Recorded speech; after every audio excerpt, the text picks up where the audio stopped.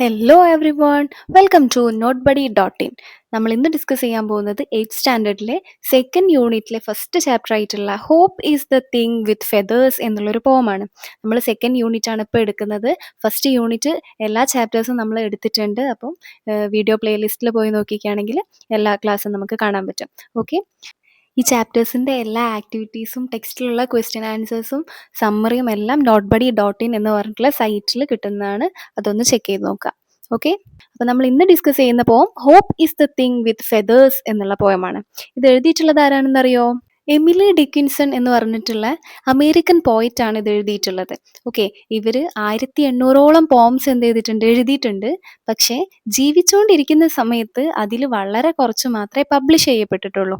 അവരുടെ പോയത്തിൻ്റെ തീം എന്ന് പറയുന്നത് ഡെത്ത്, മരണം, ഇമ്മോർട്ടാലിറ്റി, അതായത് അനശ്വരത്വം, പിന്നെ നേച്ചർ, പ്രകൃതി, ഹ്യൂമൻ നേച്ചർ, ഇതൊക്കെയാണ് അവരുടെ തീംസ്.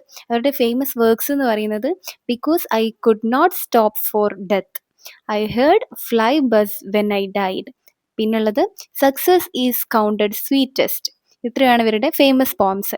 ഇനി നമുക്ക് ചാപ്റ്ററിലേക്ക് കടക്കാം. Hope is the thing with feathers that perches in the soul and sings the tune without the words and never stops at all. ഇതാണ് നമ്മുടെ പോത്തിൻ്റെ ഫസ്റ്റ് സ്റ്റാൻസ. എന്താ ഈ സ്റ്റാൻസയിൽ പറയുന്നത്? ഹോപ്പിനെ പറ്റിയിട്ടാണെന്ന് മനസ്സിലായി അല്ലേ? ഹോപ്പ് നമ്മളെ ഹെഡിങ്ങിലുണ്ട്. ഹോപ്പ് എന്താ ഹോപ്പ് എന്ന് പറയുന്നത്? പ്രതീക്ഷകളാണ് അല്ലേ? നമ്മളെ ജീവിതത്തിൽ നമുക്ക് പ്രതീക്ഷകളാണ് നമ്മളെ മുന്നോട്ടേക്ക് കൊണ്ടുപോകുന്നത്. അപ്പോൾ ഫസ്റ്റ് ലൈൻ തന്നെ എന്താണ്? Hope is the thing with feathers. പ്രതീക്ഷ എന്ന് പറയുന്നത് എന്താണ്? തൂവലുള്ളൊരു വസ്തുവാണ്. ഓക്കെ, ഇവിടെ ഈ ഒരു പ്രതീക്ഷനെ എന്തായിട്ടാണ് കമ്പയർ ചെയ്തിട്ടുള്ളത്? ഹോപ്പിനെ ഒരു ബേർഡ് ആയിട്ടാണ് അല്ലേ? ഫെതേഴ്സ് എന്ന് പറഞ്ഞാൽ എന്താണ്? തൂവലെല്ലാം ഉള്ളൊരു ക്രിയേച്ചർ ആണെന്നാണ് പറയുന്നത്. That purchase in the soul, നമ്മളെ ആത്മാവിലാണ് അത് ചേക്കേറിയിട്ടുള്ളത്. ഒരു ബേർഡ് ബ്രാഞ്ചിലൊക്കെ ഇരിക്കുന്ന പോലെ ഈ ഒരു ഹോപ്പ്, ഈ ഒരു പ്രതീക്ഷ എവിടെയാണ് ഇരിക്കുന്നത്? ഹ്യൂമൻ സോളിലാണ് അല്ലേ? നമ്മളെ ആത്മാവിലാണത് ഇരിക്കുന്നത് എന്ന് പറയുന്നത്. And sings the tune without the words, വാക്കുകളില്ലാത്തൊരു ഗാനമാണത് പാടുന്നത്. അത് പാടിക്കൊണ്ടിരിക്കുന്നത്, അതായത് അത് നമ്മളെന്താണ് സൈലൻ്റ് ആയിട്ട് നമ്മളെ ആശ്വസിപ്പിക്കുകയും മോട്ടിവേറ്റ് ചെയ്യുകയും പ്രോത്സാഹിപ്പിക്കുകയും ഒക്കെ ചെയ്യുന്നുണ്ട് എന്നാണ് അതുകൊണ്ട് ഉദ്ദേശിക്കുന്നത്. Hope sings a melody without words, അതായത് വേർഡ്സ് ഒന്നും ഇല്ല, പക്ഷെ എന്താണ് ഒരു മെലഡി പോലെ അത് നമ്മളെ ഉള്ളിലുണ്ട്, അതിങ്ങനെ പാടിക്കൊണ്ടേ ഇരിക്കുന്നുണ്ട്. And never stops at all, അതൊരിക്കലും സ്റ്റോപ്പ് ചെയ്യുന്നില്ല. എപ്പോഴും ഈ ഒരു ഹോപ്പിൻ്റെ മെലഡി എന്താണ് നമ്മളുടെ ഉള്ളിൽ ഉണ്ട്, അത് സ്റ്റോപ്പ് ചെയ്യുന്നേ ഇല്ല എന്നാണ് പറയുന്നത്. അതായത് ഹോപ്പിൻ്റെ സോങ് ഒരിക്കലും അവസാനിക്കുന്നില്ല, അത് സ്ഥിരമായിട്ട് എല്ലായ്പ്പോഴും നമ്മുടെ ഉള്ളിലുണ്ട്. ഈ ഒരു ഫസ്റ്റ് സ്റ്റാൻസ പറയുന്നത് ഹോപ്പിനെ ഒരു ബേർഡ് ആയിട്ടാണ് കണക്കാക്കുന്നത്. അത് നമ്മളെ ഹ്യൂമൻ സോളിൽ എന്താണ് റെസ്റ്റ് ചെയ്തുകൊണ്ടിരിക്കുക, അതവിടെ ഹ്യൂമൻ സോളിലാണ് ഇരിക്കുന്നത്.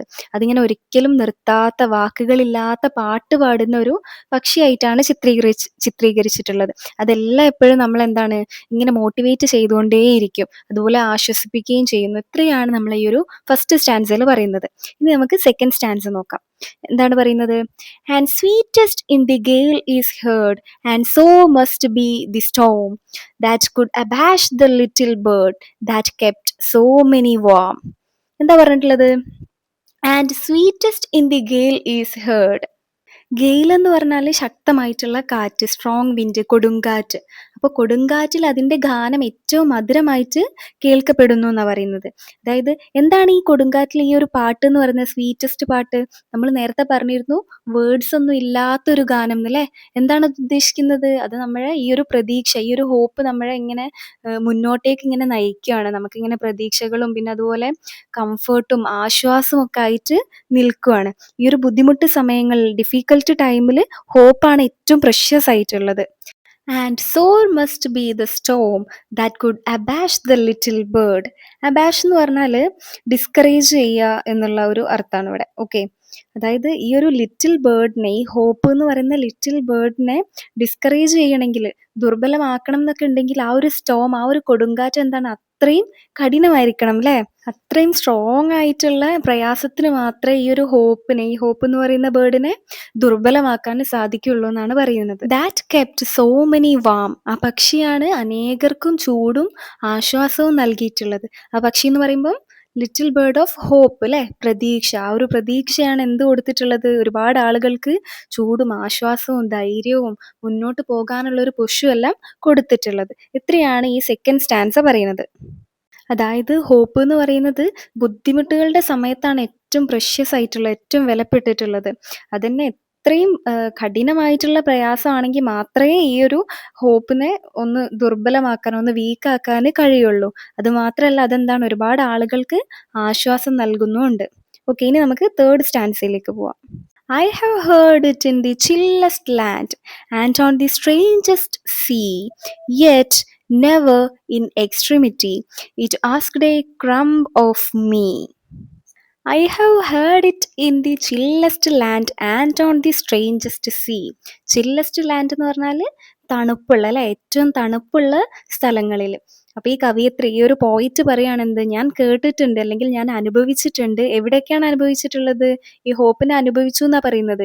ചില്ലസ്റ്റ് ലാൻഡിലും അതുപോലെ സ്ട്രേഞ്ചസ്റ്റ് സീയിലും, അതായത് പരിചയമില്ലാത്ത അപകടകരവുമായിട്ടുള്ള സാഹചര്യങ്ങളിലും അതുപോലെ നല്ല തണുപ്പുള്ള അസ്വസ്ഥമായിട്ടുള്ള സ്ഥലങ്ങളിലും എല്ലാം ഈ ഒരു ഹോപ്പിന്റെ പ്രസൻസ് അനുഭവിച്ചിട്ടുണ്ട് അല്ലെങ്കിൽ കേട്ടിട്ടുണ്ട് എന്നാണ് പോയിറ്റ് പറയുന്നത്. Yet never in extremity it asked A crumb of me.